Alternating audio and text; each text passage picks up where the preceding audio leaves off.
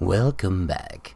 It's time for another tale from the glorious tome known as the Internet.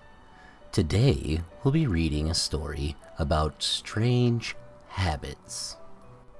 I've always been self-conscious about my thumb-sucking problem. And it is a problem. Most kids either grow out of it or have the habit gently coaxed away by attentive parents or counselors. My upbringing was different, though. I never grew out of it. I never saw my parents for more than a couple of hours every week. They'd be so busy with work that the only people I'd see on a regular basis were the servants and housekeepers. God knows they weren't going to correct the habits of their employer's only son, the heir to the family fortune. Maybe if I had friends or family members around, I would have matured normally. That opportunity is long gone, though.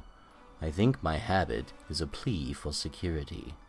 Having no real comfort or warmth in my life probably leads me to engage in such an infantile practice.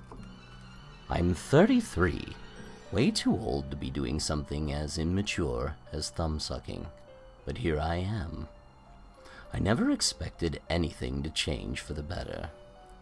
When my parents died in that car fire, I was the only one left. I was 15 years old, wealthy beyond my comprehension, and aside from the servants, the only one in a home that would be better referred to as a palace. The servants doted on me like they'd been taught to. My tutors came and left on schedule. No one dared to tell me to get a social life or interact with the world around me. They left me in peace with my laptop and video games. For all they knew, for all I knew, I'd be browsing and playing alone until the day I died. Like I said before, I'm 33 now. Until recently, my life continued the way I'd expected. Then I met Arya. Arya is the daughter of one of the servants. She's younger than me, probably 18 or 19, but she's the first person who ever took interest in me on a personal level, rather than just going through the motions of servant-to-master interaction. When her mother, whose name I don't even know, found out, she was very angry with her daughter and apologized to me profusely.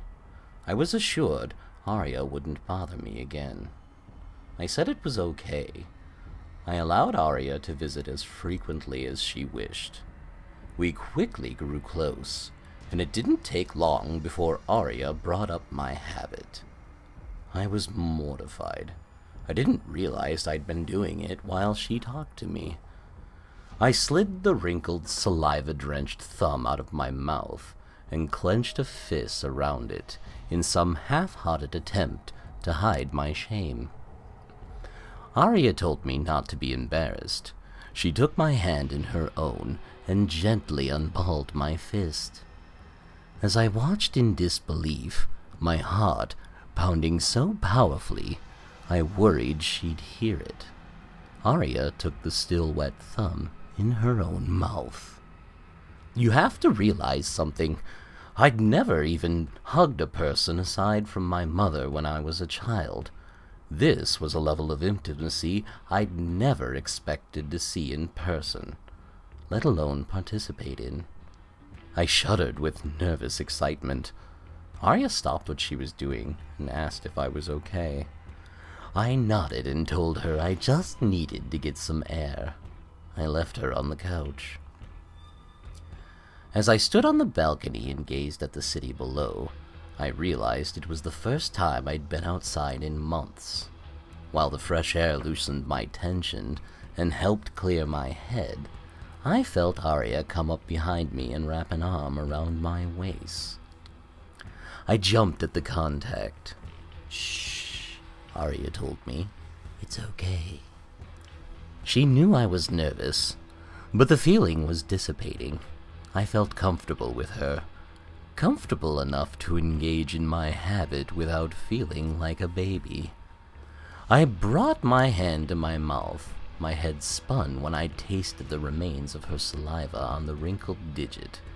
I sucked it with purpose, wanting to swallow what had been inside her mere moments ago. I sucked harder and felt the nail come off and stick to the roof of my mouth, but I didn't care. My tongue sought out the virgin flesh underneath. Arya turned me around to face her, and our eyes locked.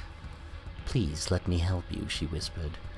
Before I could oblige, the door opened on the other side of the room.